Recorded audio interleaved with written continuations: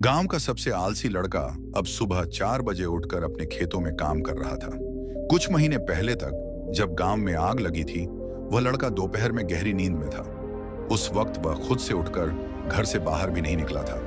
गांव के कुछ युवकों ने उसकी चारपाई उठाकर उसे बाहर लाया था, वरना वह उस आग में जलकर मर चुका होता। फिर आखिर वह कैसे बदल गया? समय के साथ साथ यह लड़का और भी मेहनती होता गया। उसकी चाल, उसकी बातचीत और चेहरे पर एक नई चुस्ती नजर आने लगी थी। उसके हाव भाव ऐसे हो गए थे जैसे वह कभी थकता ही ना हो। कुछ महीने पहले जिन खेतों में सूखा और बंजर दिखाई देता था, अब वहां हरी भरी फसल लहराती दिखती थी। एक दिन गांव के लोग उससे पूछने पहुंचे कि इस बदलाव का राज क्या है। तब उस लड़के ने अपनी कहानी सबके सामने रखी। उसने बताया, कुछ समय पहले तक मैं अपनी जिंदगी में किसी उद्देश्य को नहीं समझ पा रहा था। मुझे लगता था कि मैं इस गांव का सबसे आलसी और बेवकूफ इंसान हूं। किसी भी काम में मन नहीं लगता था और मैं जल्दी थक जाता था। यही वजह थी कि मेरी जिंदगी में कुछ हासिल नहीं हो रहा था। धीरे धीरे मुझे अपनी जिंदगी बोझ लगने लगी। मुझे लगा कि जीने का कोई मतलब नहीं है, शायद मेरी मौत ही बेहतर हो। एक दिन मैं आत्महत्या करने की सोचकर पहाड़ी पर चढ़ने निकला, लेकिन जब मैं पहाड़ी की तलहटी में पहुंचा तो मेरी ऊर्जा खत्म हो चुकी थी। मुझे लगता था कि चढ़कर उस शिखर तक पहुंचने के लिए जो ताकत चाहिए वह मुझ में नहीं थी। वहीं मुझे एहसास हुआ कि जिंदगी जीने के लिए भी ऊर्जा चाहिए और मरने के लिए भी। अगर मैं मरने की सोचने के लिए ऊर्जा पा सकता हूं, तो मैं क्यों ना जीने के बारे में सोचूं। तभी 3 बुजुर्ग सन्यासी वहां से गुजरे, जो उस पहाड़ी के शिखर की ओर जा रहे थे। उनकी चाल में एक अजीब सी चुस्ती थी, जैसे वे बिना थके आसानी से चढ़ते जा रहे थे। मैं उन्हें देखकर आत्मग्लानि से भर गया। सोचने लगा, इतनी उम्र हो चुकी है, फिर भी ये लोग बिना थके चल रहे हैं, और मैं जो जवान हूं इनसे भी पीछे हूं। मेरी जिंदगी पर शर्म आती है। ये सोचते हुए मैं वहीं बैठकर फूट फूट कर रोने लगा। अपनी स्थिति पर क्रोधित हो रहा था और अपने हाथ से चट्टान पर बार बार मार रहा था। तभी वह सन्यासी मेरी ओर मुड़े और मेरे पास आकर बोले, बेटा, तुम्हारी जो भी समस्या है वह जल्द ही दूर हो जाएगी। हम तीनों पहाड़ी के शिखर पर एक आश्रम बनाकर रहते हैं। पास के जंगल में ऐसी ऐसी जड़ी बूटियां हैं जो तुम्हारे आलस्य को तो दूर करेंगी ही, साथ ही तुम्हारे मन को भी खुशी और आनंद से भर देंगी। यह सुनकर वह लड़का चौंका और रोते रोते एक पल के लिए रुक गया। फिर उसने उनसे पूछा, बाबा, आपको कैसे पता कि मैं आलसी हूं? आपने तो मुझे कुछ बताया भी नहीं। फिर आपने बिना कुछ पूछे ही जान लिया कि मैं क्या समस्या झेल रहा हूं। एक सन्यासी मुस्कुराते हुए बोले, बेटा, सन्यासी की आंखों से कुछ नहीं छुपता। जो असली संत होते हैं वे किसी को देखकर ही समझ लेते हैं कि उस इंसान की समस्या क्या है। मैं तुम्हारी समस्या को अच्छे से समझ गया हूं। तुम हमारे साथ शिखर तक चलो और जंगल से वह जड़ी बूटियां ले जाकर घर ले जाओ। फिर तुम्हारी जिंदगी में आलस्य, परेशानी या कोई भी दुख नहीं रहेगा। शिखर तक पहुंचना आसान नहीं था। वह लड़का बार बार थक कर बैठ जाता, लेकिन जब वह बुजुर्गों को इतनी चुस्ती से चलते हुए देखता तो उसे फिर से ऊर्जा मिलती। उसे यह भी एहसास होता कि आज उसकी जिंदगी के सारे दुख खत्म हो जाएंगे। आज वह अपना जीवन वापस पा सकेगा। यही विचार उसे थकने नहीं देता था और वह उनके पीछे पीछे शिखर की ओर बढ़ता जाता था। शाम होने तक चारों शिखर तक पहुंच गए थे। जब हम शिखर पर पहुंचे तो मैं अत्यधिक उत्साहित था। झट से मैंने उनसे कहा, महाराज, मुझे वह जड़ी बूटी जल्दी से दे दीजिए। मैं अब इंतजार नहीं कर सकता। मुझे अपने गांव वापस जाना है, जहां मेरी मां अकेली है। यह सुनकर तीनों सन्यासियों में से एक सन्यासी ठंडे पानी का लोटा लाकर बोला, बेटा, अभी तुम आए हो, थोड़ा आराम कर लो। थोड़ी देर यहीं रुक जाओ, फिर जड़ी बूटी तुम्हें दे देंगे। हमें पता है कि जंगल में कहां पर वह जड़ी बूटी मिलती है। तुम थोड़ा इंतजार करो। शाम हो चुकी है।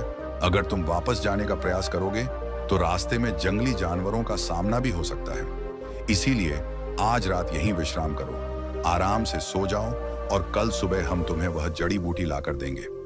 जब तुम वह जड़ी बूटी ले लोगे तो तुम्हें कोई थकावट महसूस नहीं होगी और तुम हवा की तरह इस पहाड़ी से नीचे उतर जाओगे। युवक ने गांव के लोगों को बताते हुए कहा, मैंने सोचा कि यह एक रात की बात है। इतने दिन बिना किसी परेशानी के बिताए हैं, तो एक रात इस पहाड़ी की चोटी पर आराम कर ही लेता हूं। वैसे भी रात हो चुकी थी और सुबह होते ही मैं जड़ी बूटी लेकर लौटने का निश्चय कर चुका था। वह तीनों सन्यासी और मैं सब खुले आसमान के नीचे पहाड़ी की चोटी पर लेटे थे। आसमान में तारे टिमटिमा रहे थे और पूरा चांद चमक रहा था, जिसकी चांदनी में पूरा जंगल नहा रहा था। लेटे लेटे एक सन्यासी ने मुझसे पूछा, बेटा, तुम अपने जीवन में क्या करना चाहते हो? अगर जड़ी बूटी से तुम्हारा आलस्य दूर हो जाता है और तुम्हें ताकत मिलती है, तो जीवन में क्या करोगे?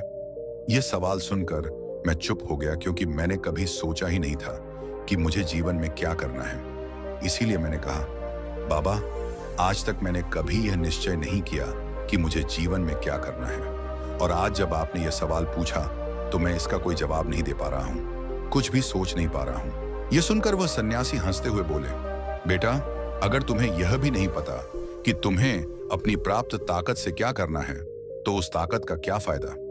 इससे तो बेहतर है कि यह जड़ी बूटी किसी ऐसे व्यक्ति को दी जाए जो मानवता की भलाई के लिए काम करता हो, जो गरीबों और दुखियों की मदद करना चाहता हो। यदि ताकत हासिल करके तुम कुछ भी अच्छा नहीं करोगे, तो फिर हम तुम्हें यह जड़ी बूटी क्यों दें? तीनों सन्यासी आपस में चर्चा करने लगे और अंत में एक सन्यासी ने कहा, बेटा, हम तुम्हें यह जड़ी बूटी यूं ही नहीं दे सकते। तुम कल सुबह अपने गांव लौट जाओ और किसी ऐसे युवा को लेकर आओ जो जीवन में कुछ अच्छा करना चाहता हो।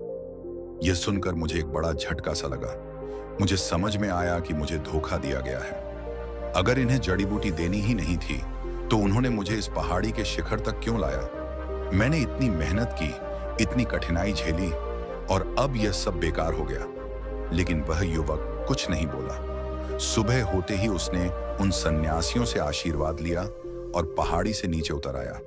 गांव पहुंचकर उसने एक युवा मित्र को अपने साथ लिया और अगले दिन फिर से शिखर पर पहुंच गया। इस बार उसने अपने मित्र को रास्ते में ही समझा दिया था कि उन सन्यासियों से क्या कहना है, ताकि वे हमें जड़ी बूटी दे दें। शाम होते होते वे दोनों पहाड़ी के शिखर पर पहुंच चुके थे।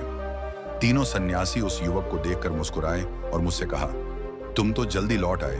क्या यह युवक अपने जीवन में कुछ अच्छा करना चाहता है? युवक के मित्र ने तुरंत उत्तर दिया, बाबा, मैं अपने गांव का भला करना चाहता हूं। हमारे गांव में ज्यादातर लोग खेती बाड़ी करते हैं। मैं चाहता हूं कि मैं खेतों में मेहनत करके सबको यह दिखा सकूं कि मेहनत से कितनी अच्छी फसल उगाई जा सकती है। मैं नई नई खेती की तकनीकें उन्हें सिखाना चाहता हूं, लेकिन इसके लिए मुझे पहले खुद खेतों में मेहनत करनी होगी, और इसके लिए मुझे भरपूर ऊर्जा चाहिए, क्योंकि खेतों में काम करने में बहुत ताकत लगती है। मुझे यह ताकत चाहिए, इसलिए मुझे आपकी जड़ी बूटी की जरूरत है। यह सुनकर तीनों सन्यासी आपस में विचार विमर्श करने लगे और फिर एक सन्यासी जंगल की ओर चल पड़ा। कुछ ही देर बाद वह अपने हाथों में कुछ जड़ी बूटियां लेकर वापस आया। यह देखकर मैं खुशी से झूम उठा, क्योंकि मुझे लगा कि अब मैं अपनी जिंदगी को बदलने जा रहा हूं। अब मुझे वो जड़ी बूटियां मिल गई हैं जिनसे मेरी जीवन की सारी परेशानियां खत्म हो जाएंगी। सन्यासी ने मेरे पास आकर जड़ी बूटियां देते हुए कहा, बेटा, ये जड़ी बूटियां कुछ शर्तों के साथ ही काम करेंगी। यदि तुम इन शर्तों का पालन नहीं करते, तो ये जड़ी बूटियां तुम्हारे लिए कोई लाभ नहीं देंगी, बल्कि तुम्हारा जीवन और भी कठिन बना देंगी। तुम्हारी जो कमजोरी है वह और बढ़ जाएगी। इसलिए इन जड़ी बूटियों को ग्रहण करने से पहले सोच समझ लेना। यह सुनकर मैं चौकस हो गया और हाथ जोड़कर उनसे पूछा, महाराज, वह शर्तें क्या हैं? सन्यासी ने 3 शर्तें बताईं।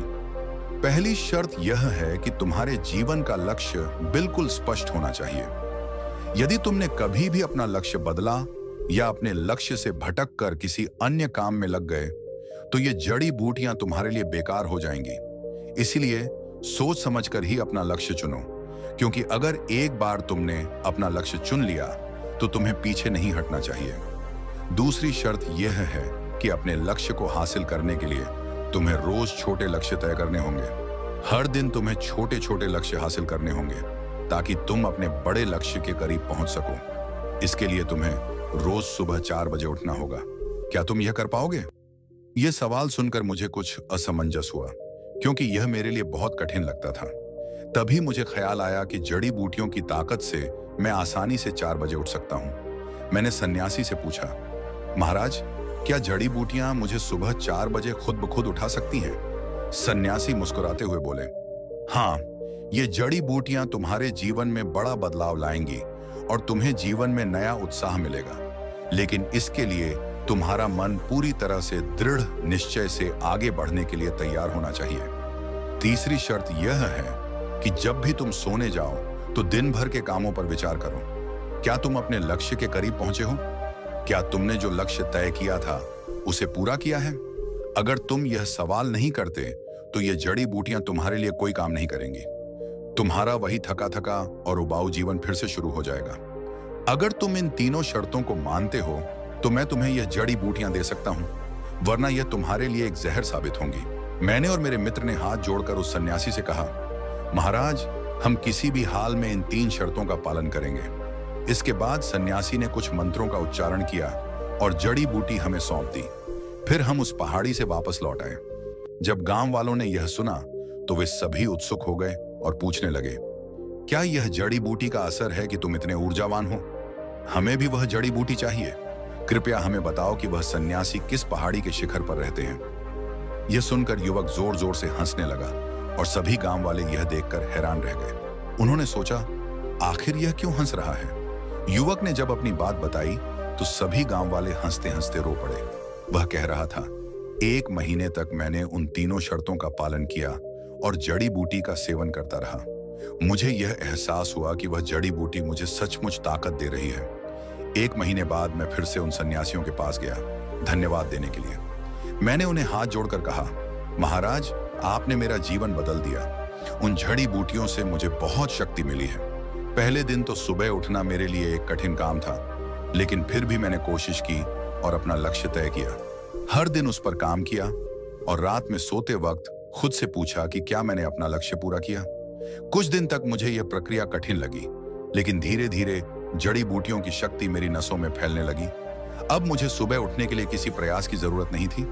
मैं स्वाभाविक रूप से ब्रह्म मुहूर्त में उठ जाता था। इसलिए मैं आज आपको धन्यवाद करने आया हूं। यह सुनकर तीनों सन्यासी हंस पड़े और बोले, बेटा, हमने तुम्हें कोई विशेष जड़ी बूटी नहीं दी थी। वह तो बस जंगल की साधारण सी पत्तियां थीं, जिनमें कोई खास ताकत नहीं थी। असल ताकत तुम्हारे अंदर है, तुम्हारे लक्ष्य में। तुम्हारा दृढ़ निश्चय और तुम्हारा उद्देश्य ही तुम्हें मेहनत करने के लिए प्रेरित करता है। जब मन मजबूत हो तो किसी जड़ी बूटी या औषधि की जरूरत नहीं पड़ती। अगर हम तुम्हें शुरुआत में ही ये सब बता देते तो तुम विश्वास नहीं करते। इसीलिए तुम्हारे अवचेतन मन को विश्वास दिलाने के लिए हमने वह जड़ी बूटी दी थी। उसका कोई खास असर नहीं था। वह तो सिर्फ तुम्हारे अवचेतन मन में लक्ष्य बिठाने के लिए थी। जब वह बात तुम्हारे अवचेतन मन में समा गई तो वह स्वयं तुम्हें ऊर्जा देने लगा। अब तुम्हारा अवचेतन मन ही तुम्हारे लिए जड़ी बूटी बन गया था। तुम अब तक अपनी अवचेतन शक्ति को समझ ही नहीं पाए थे, क्योंकि उसे समझना आसान नहीं है। अवचेतन मन को समझाने के लिए उसे थोड़ा बेवकूफ बनाना पड़ता है। तुमने हम पर विश्वास किया, इसीलिए तुम्हें जड़ी बूटी पर पूरा विश्वास हो गया था और इसी विश्वास के कारण वह बात तुम्हारे अवचेतन मन में समा गई। इसके बाद चमत्कार खुद ब खुद घटित होने लगे। इसमें ना तो हमारा कोई जादू था, ना ही उस जड़ी बूटी का। असल चमत्कार तो तुम्हारे अवचेतन मन का था। तुमने अपने अवचेतन मन को समझा और उसे धन्यवाद दिया। जब तुम इसे पूरी तरह समझ पाओगे तो जीवन के सबसे बड़े लक्ष्यों को हासिल करना तुम्हारे लिए बस चुटकियों का खेल बन जाएगा। यह सुनकर सभी गांव वाले हंसी रोक नहीं पाए और जोर जोर से हंसने लगे। उन्होंने कहा, अगर बेवकूफ बनाना था तो ऐसा बनाओ कि जीवन ही बदल जाए। तो दोस्तों, आपको यह कहानी कैसी लगी? कृपया कमेंट सेक्शन में अपनी राय जरूर बताएं। अगर कहानी पसंद आई हो तो हमारे चैनल दी बुद्धा स्टोरी को सब्सक्राइब करें और नोटिफिकेशन बेल दबाना न भूलें। तब तक के लिए अपना ख्याल रखें। धन्यवाद और नमो बुद्धाय।